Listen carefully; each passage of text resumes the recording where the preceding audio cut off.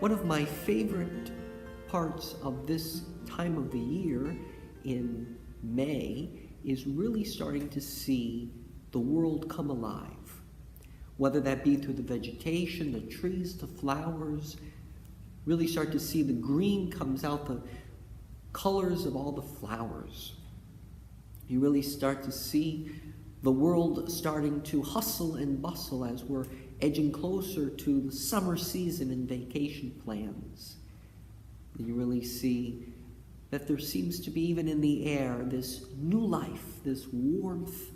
and we've gotten out of the April showers, and we've really come to have the refreshing warm air of late May. It really brings about life. You know, in a recent writing from Pope Francis called Christus, Vivit, which is a letter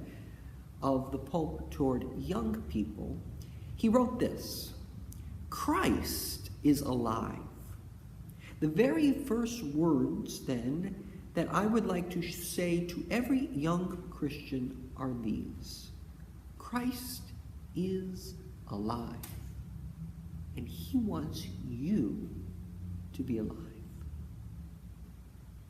I teach in a high school, and I've been seeing the life of, for example, the seniors, those seniors who will soon graduate, go off to college.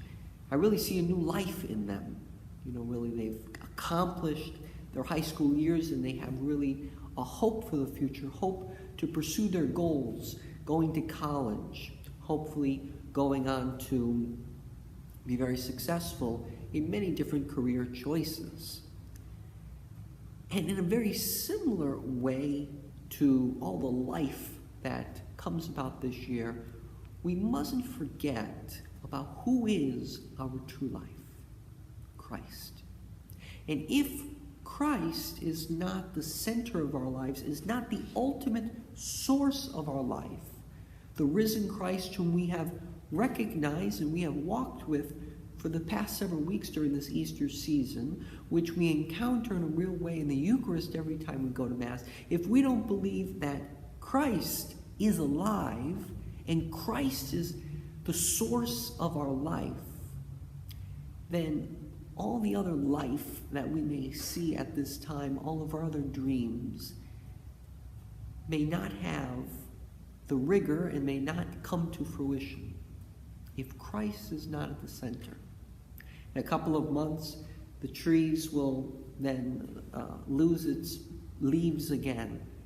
and the flowers will die again, and the snow will come. I know I shouldn't say that too early, but winter will come again. And I'm sure perhaps that excitement, that life of, wow, college is here, that my seniors are experiencing may wane a little bit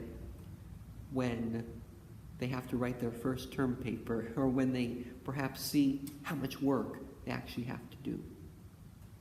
But if Christ is the center of their lives, if the center of our lives, we can never be dead. We can never lose that vigor for life, because Christ rose from the dead and is alive and giving us life today.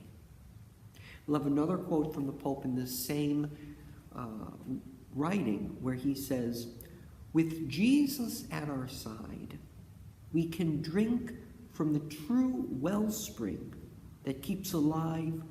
all our dreams, our projects, our great ideals, while impelling us to proclaim what makes life truly worthwhile."